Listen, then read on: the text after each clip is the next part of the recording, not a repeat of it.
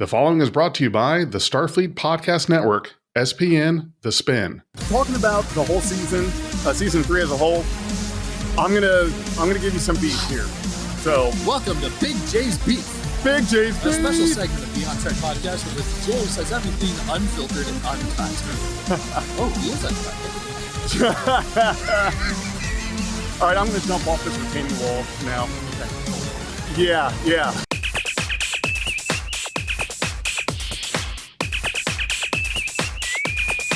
Red alert. We found the naval base in Alameda. It was across the bay. In Alameda. Yeah.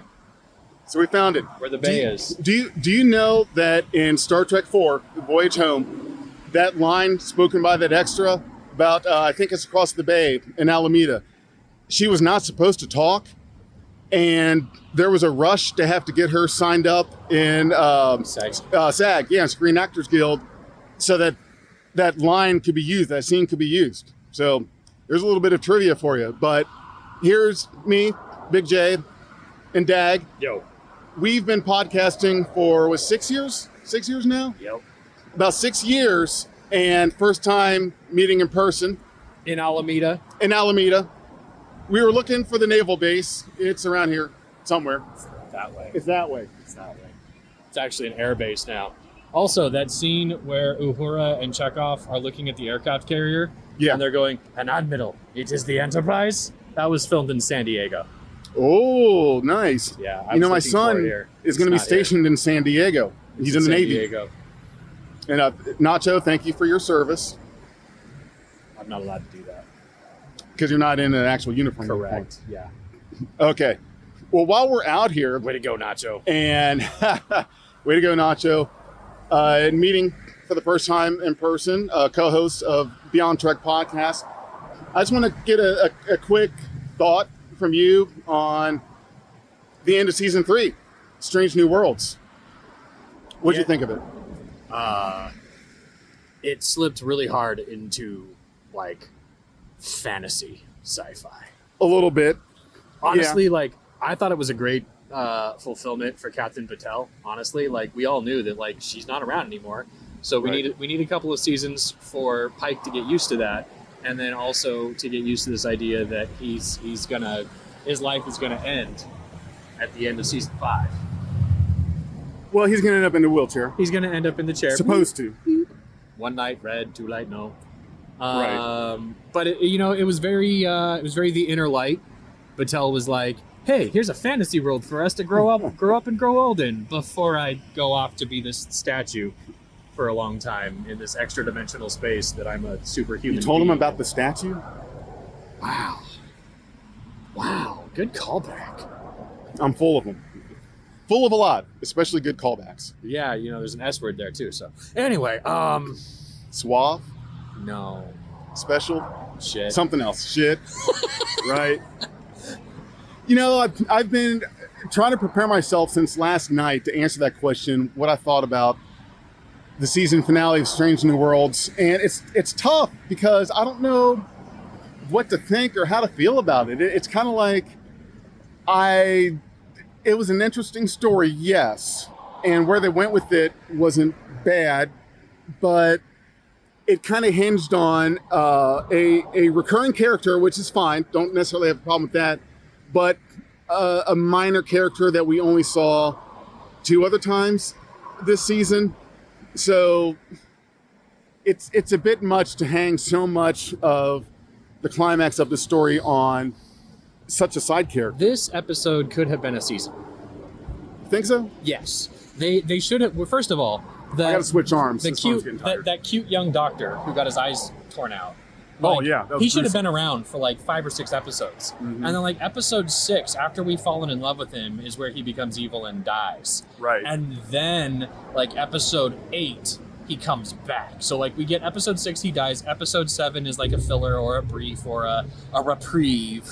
And then 7 through 10, 7, 8 is the, oh no, he's transporter cloned himself, Will Riker style, which is another hodgepodge of the episode. Yep. He transporter cloned himself with a paw wraith because other stuff. Right. And then because why not? Yeah. And then beams down to that planet, builds the cult, Don't just have the cult be there, but build the cult. Right. And then episode 9-10 is your extended 2-hour finale, where Captain Batel, over the course of the season, has been developing these weird chimeric abilities.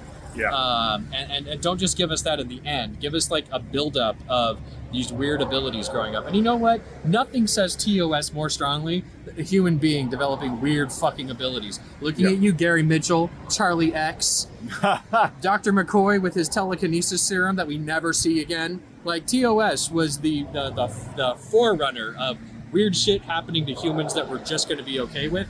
I'm okay with this. For one episode. yeah, exactly. So, talking about the whole season, season 3 as a whole, I'm gonna give you some beef here. So, welcome to Big J's Beef. Big J's Beef, a special segment of Beyond Trek podcast in which Jay says everything unfiltered and uncut. Oh, he is uncut. Hey, look at that. All right, I'm gonna jump off this retaining wall now. You can make that the cold open. Yeah. Oh my God. So here's my thing about it. The Gorn. I've talked about the Gorn for the last couple seasons and how I think that even though I get that there's updating. Thanks, asshole. Yeah. Welcome to California. Yeah, we're in California. That's welcome to California. Even though I get the whole updating of things, the Gorn, I think they went too extra with it because here's the problem. We had to assume at some point knowing that Kirk was going to fight one of these hand-to-hand, and they were making them too reptilian, too not evil, but monster, to the point to where I found it hard to believe that these Gorn could develop faster than light travel. That they could develop warp drive. Yeah. They were far too primitive looking, acting, feeling, and everything else, whereas like, are they really believable as a species that developed this technology? They were too alien. And so in the prior episode, I don't know how to feel about the one throwaway line of maybe in the future we'll have to change your perception of the Gorn. So basically saying that all of this fits because the next time you see the Gorn, we're going to make them look more human, less monster. No, you see what happened was, after the events of First Contact, we were thrust into an alternate timeline in which Enterprise takes place in a world where augments have resurfaced and Klingons start using augment stuff. Now there's an underground biotrade in Klingon augmented DNA that the Gorn get a hold of, and that's what causes them to go from being sluggishly weird, rubber-faced things to crazy adapted velociraptors that explode from your back and your chest. Klingon augment DNA. So the Klingon augment is what caused that. And that means that Captain Batel also has Klingon augment DNA. Oh, so she's part Klingon. And augment. This is crazy. So we can really get into the weeds on the stuff like that. Time travel. So, yeah, time travel. It's a real pain in the ass. So, Ow. General, right? General. Very, very nice to come out here and finally meet you in person, talk a little bit of Star Trek, and we're going to keep doing things like this, although virtually. Hopefully I'll get to come out to California again at some point and do this, but it's nice to go from talking to someone over a computer for years, podcasting and whatnot, to getting to meet in person, which is awesome. Put our uniforms on, and pose with our phasers, and deal with... Yeah, sorry, this arm's getting tired now too. I should have brought a selfie Hold stick. on, wait a second. What do you mean not talking to people over the computer? Jay, we're in the computer. There's a box all the way around us. There is. We're stuck. The files are in the computer. We're gonna need to call out our super user permissions. That's right. We do need to be super users now. There's a problem with the VMs, and the UATs are kind of spinning out of control. Where's the Arch in this damn instance? Arch! Computer! Arch! We are Beyond Trek Podcast. Lower your inhibitions and surrender your ears. We will add inspirational and hilarious Trek content to your day. Your attention will adapt to subscribe to us. Resistance is futile.